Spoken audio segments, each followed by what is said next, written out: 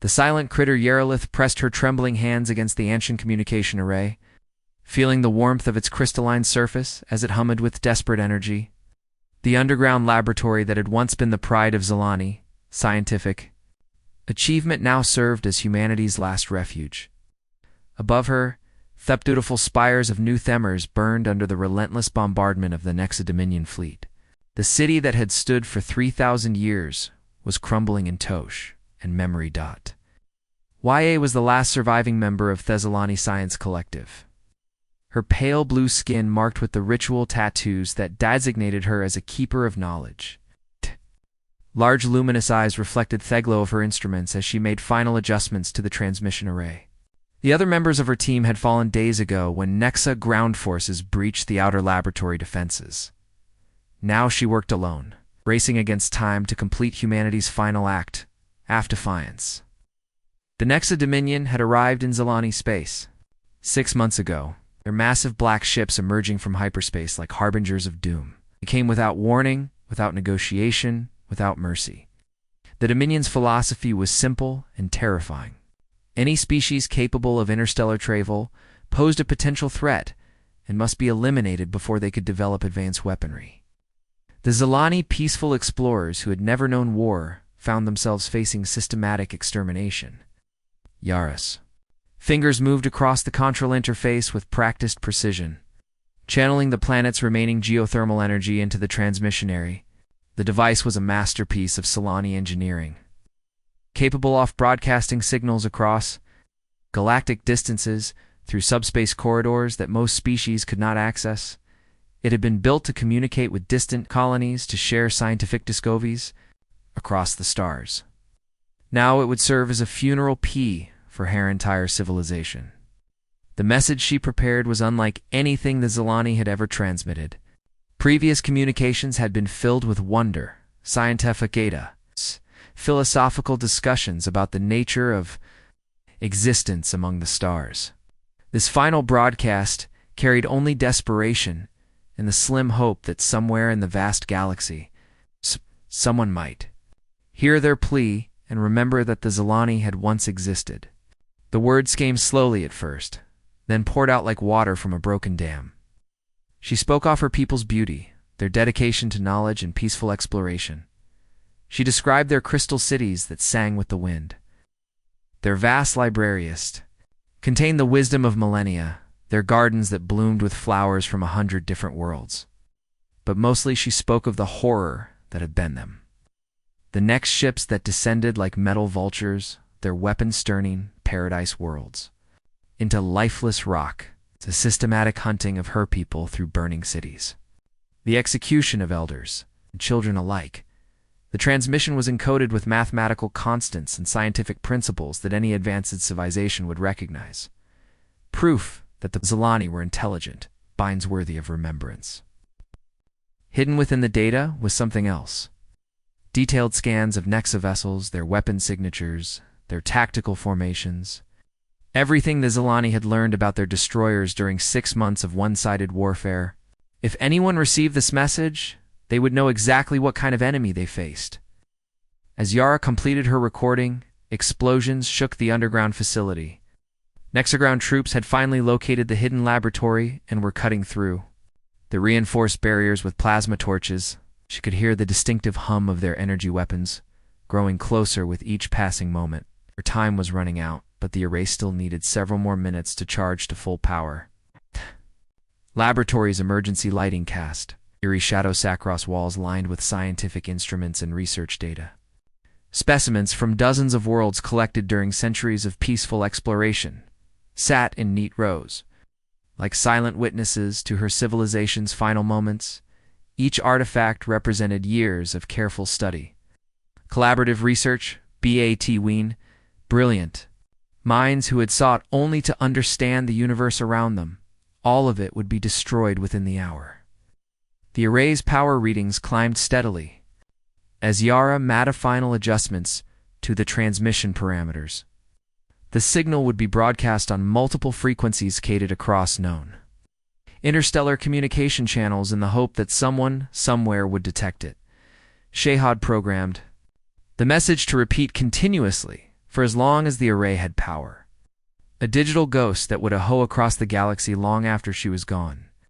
The sound of metal being torn apart echoed through the corridors as Nexo soldiers breached the final barrier. Yara could hear their heavy footsteps approaching. Ow. The mechanical wear of their powered armor, the cold efficiency with which they moved through her laboratory. She had perhaps 2 minutes before they reached the transmission chamber. Barely enough. Time to activate the array and send her people's final words into the void. Her hands moved across the controls one last time, initiating the broadcast sequence that would consume every remaining joule-off energy in the facility's power course. The crystalline components of the array began to glow with brilliant white light, as massive amounts of energy flowed through their molecular structure. The air around her shimmered with released power as the message began its journey, across impossible distance, traveling through dimensions that normal matter could not touch. The transmission reached the edge of human space 7 days later. By the sophisticated sensor arrays aboard Deep Space Monitoring Station Aurora, 7 Communications Specialist Lieutenant David Park had been tracking routine stellar phenomena. An unusual signal appeared on his instruments. The transmission was unlike anything in human databases. Its complex harmonics suggesting artificial origin from far beyond explored space. Captain Marcus Chen arrived at the communications center within minutes of receiving Park's urgent alert. Chen was a 20-year veteran of the Colonial Defense Force, a man who had spent his career watching the empty spaces between stars for signs of hostile activity. His weathered face bore the scars of the Titan mining wars, and his steel-gray eyes held the weariness of someone who had seen humanity's enemies emerge from the darkness without warning. The captain studied the transmission data with growing amazement. The signal was definitely artificial, definitely interlinked, and definitely from an alien source. After 3 centuries off searching the stars, humanity had finally received proof that intelligent life existed beyond Earth's solar system. But as Dr. Jennifer Walsh, a Row 07's xenolinguistic specialist, began the complex process of decoding alien language, it became clear that this first contact was not the peaceful mating that scientists had always imagined. Dr. Walsh was Earth's leading expert in theoretical xenobiology and communication protocols. A brilliant woman who had spent her career preparing for exactly this moment. Her dark eyes blazed with excitement as she fed the alien transmission through her most advanced translation algorithms. The language was unlike anything linguists had ever encountered, but certain mathematical concepts provided a foundation for understanding. As the first rough translations appeared on her screens, Dr. Walsh's excitement turned to horror. The message was not a greeting or an invitation to peaceful contact. It was a desperate plea for help from a dying civilization, a species facing complete extinction at hands of something called the Nexa Dominion. The decoded message painted a picture of systematic extermination that made humanity's worst conflicts seem like minor disagreements. Captain Chen read the translated message in grim silence, his military mind automatically analyzing the tactical implications. The aliens who called themselves Alani had been completely unprepared for warfare on this scale. Their peaceful civilization had been swept away by an enemy that viewed their very existence as a threat to galactic stability. Entire worlds had been sterilized. Billions of innocent beings murdered it simply for existing in the path of next expansion. The captain's report reached Earth's Unified Defense Council within hours, transmitted through quantum communication relays that connected humanity's scattered colonies and monitoring stations. The message that accompanied the alien transmission was brief, but carried implications that would reshape humanity's understanding of its place in the galaxy. For the first time in their history, humans faced concrete evidence that genocidal empires existed among the stars. Admiral Sarah Rodriguez received full briefing in her office overlooking Earth's primary fleet command complex. Rodriguez was a legend in military circles. The woman who had commanded humanity's defense during the devastating robot wars 40 years earlier. Her silver hair was pulled back in a regulation bun, and her violet eyes held sharp intelligence. That had made her the youngest admiral in fleet history. She studied the alien message and captain Chen's analysis, with the careful attention of a strategisto, understood that this moment would define humanity's future. The fleet that assembled in high Earth orbit represented the pinnacle of human military engineering. 37 warships built in the orbital yards above Luna, incorporating lessons learned from 3 centuries of human conflict. The flagship HMS Retribution under Admiral Rodriguez's direct command led a formation that included heavy cruisers, destroyers, and support vessels crewed by the finest officers in human service as the fleet prepared for its jump to hyperspace. Communicationaries across human space content. Refuge. Now, even their deepest shelters were failing under the relentless bombardment from above. The reinforced chambers shook with each impact, crystalline dust raining from the ceiling as the weapon systematically worked their way across the planet's surface. Children wept in their parents' arms while the elderly sat in silent resignation, knowing that their ancient civilization was drawing to its final breath above the dying world. Nexa sensors detected the arrival of unknown vessels at the system's edge. The readings were confusing, only 37 ships compared to the massive Dominion fleet, but their energy signatures were unlike anything in the Imperial databases. Warp Prime KX studied the reports with growing curiosity rather than concern. The unknown vessels were tiny compared to Nexa dreadnoughts, the largest barely Wynanth, the size of his smallest escort. The human ships moved with an efficiency that immediately caught Commander Vasquez's attention. These were not exploration vessels or merchant craft, but purpose-built warships designed by a species that understood the realities of interstellar combat. Their formations were tight and disciplined, their approach vectors calculated to maximum advantage from multiple angles simultaneously. These newcomers fought like predators, not prey. Kaifex dismissed the human fleet as scouts from some minor civilization, probably refugees fleeing the advance of his empire. With casual arrogance born from centuries of easy victories, the war dispatched 20 of his escort vessels to investigate and destroy the newcomers. The ships he chose were older models, sufficient to handle any resistance from primitives who dared to interfere with Dominion operations. He expected the engagement to last less than 30 minutes. Lieutenant Commander Jake Morrison received the order to engage from Admiral Rodriguez with grim satisfaction. His destroyer, HMS Thunderbolt, was one of humanity's most advanced warships, designed specifically for operations against superior numbers. The ship's 6 pyramidal armor could deflect most known energy weapons, while its particle beam rays could punch through any defense ever tested by human engineers. The 20 Nexus ships approached the human formation with the confidence of apex predators. Facing helpless prey, their massive hulls bristled with energy weapons that had reduced countless worlds to ash, while their commanders prepared to add another easy victory to their records. They had never faced resistance that could threaten their overwhelming technological advantages, never encountered an enemy willing to fight back with equal fury. Chief Weapons Officer Maria Santos watched herdigating systems lock onto the approaching Nexa vessels with predatory focus. Her particle beam batteries were charged to full capacity. Weapons that converted matter directly into energy and held it at nearly 15% of light speed.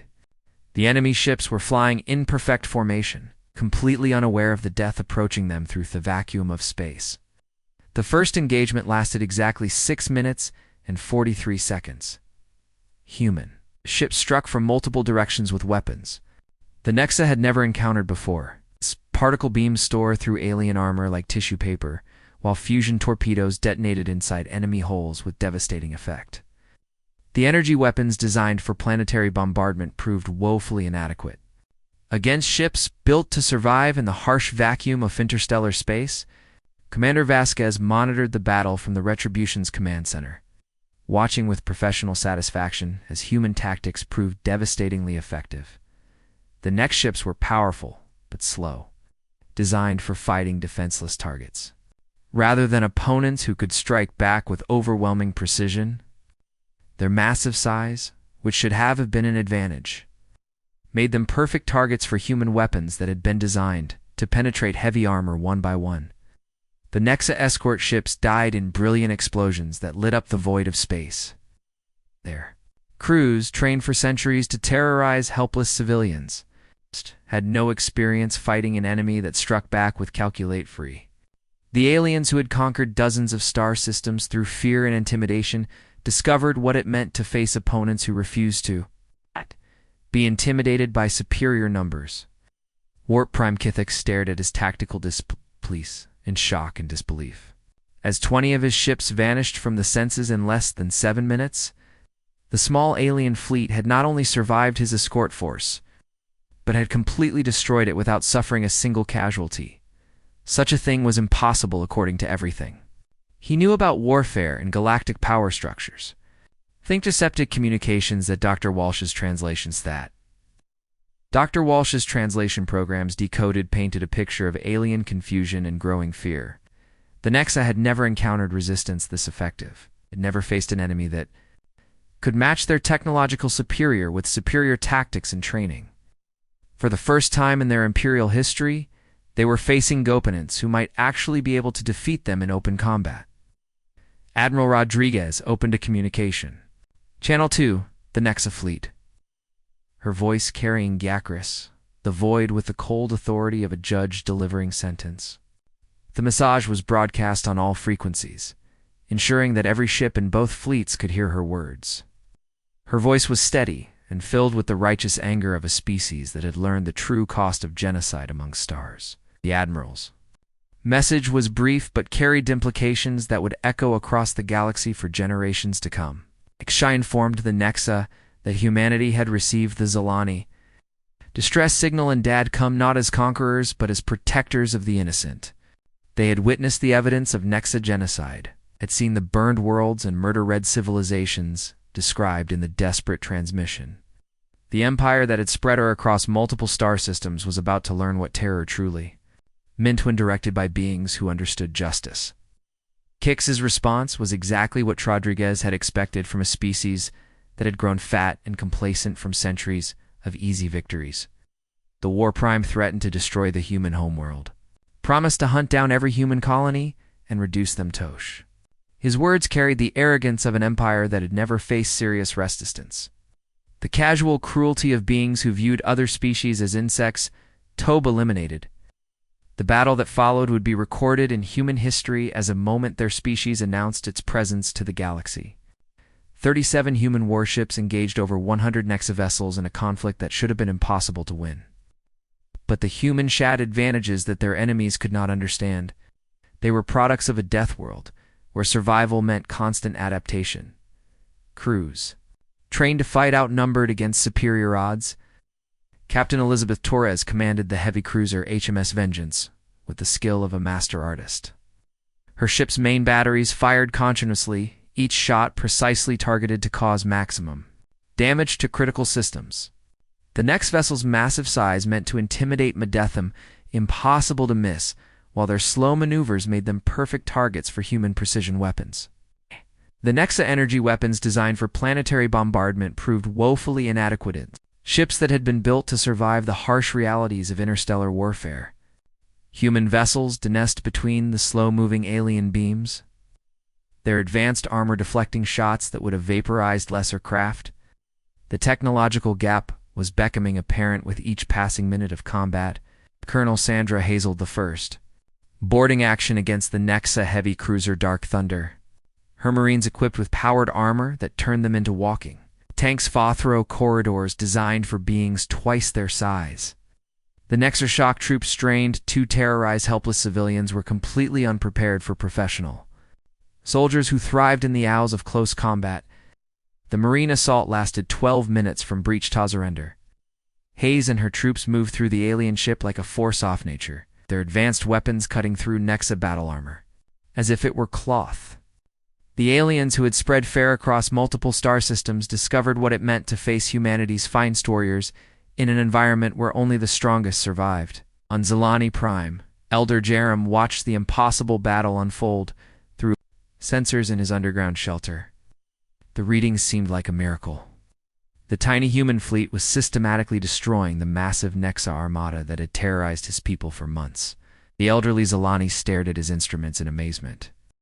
As ship after ship vanished from the Dominion formation, Dr. Kella Bunker's chief scientist, monitored the engagement with growing wonder. Thessalani had been a peaceful species for millennia, knowing war only as an abstract concept from their ancient history. They had never imagined that warfare could be conducted with such precision and overwhelming effectiveness. These humans fought with a combination of advanced technology and tactical brilliance that defied everything they understood about combat. Warp Prime Kythe felt emotions he had not experienced in decades as his fleet disintegrated around him. Fear, confusion, and for the first time in his long career, respect for an enemy that could match Nexus' strength with superior skill. His massive fleet was being systematically dismantled by opponents, who seemed to anticipate his every move, who struck with weapons that penetrated armor designed to withstand anything in the non-galaxy. The turning point came when Admiral Rodriguez executed a maneuver that should have been impossible. The HMS Retribution materialized inside the Nexa formation through what appeared to be a short trench hyperspace jump, its weapons firing at point-blank range into the engines of 3 heavy cruisers simultaneously. The demonstration of tactical innovation and technological superiority broke what remained of Nexa resistance. As Dominion ships began fleeing the battle, the true nature of human warfare became apparent. Rodriguez's fleet did not allow defeated enemies to escape and regroup. They hunted down fleeing vessels with cold efficiency, their faster ships running down alien stragglers like wolves chasing wounded prey. No ship that had participated in genocide would beload to survive and continue their crimes elsewhere. The battle for Zeleny Prime ended 8 hours after it began, with over 70% of the Nexa fleet destroyed and remainder fleeing in complete disorder. Human ships had suffered minimal damage, their superior technology and tactics proving devastatingly effective against opponents who had grown complacent through centuries of facing defenseless victims. Admiral Rodriguez received a priority transmission from Earth as her crews worked to secure captured Nexephals and provide aid to the Zeleny survivors. The message from Fleet Command carried news that would reshape balance of power throughout the galaxy. Human scout ships had located 43 other Nex-occupied systems, and the President had authorized the largest military operation in human history. Elder Jeraim emerged from his underground shelter to witness human Marines working alongside the Zeleny survivors. These strange aliens showing unexpected gentleness as they helped rebuild shattered lives. The beings who had proven so deadly in space combat demonstrated equal capacity for compassion and healing. The elderly Zeleny leader realized that his people had been rescued by something unprecedented in galactic history, a species that possessed both the strength to fight evil and the wisdom to protect the innocent. As the human fleet prepared for the next phase of their campaign against the Nexa Dominion, Admiral Rodriguez stood on her bridge. Looking out at the stars surrounding Zeleny Prime, her species had announced its presence to the galaxy, not as explorers or traders, but as the Bangswo would hold the line against those who preyed upon the defenseless. The Death Worlders had arrived, and the Eject unopposed genocide was finally ending. The message that humanity sent to the galaxy was clear and uncompromising. And any species that chose systematic extermination as a tool of policy would face the combined might of beings who had learned to fight in the harsh crucible of a world that bred warriors. The galaxy had found its protectors, and the universe would never be the same. Asterisk.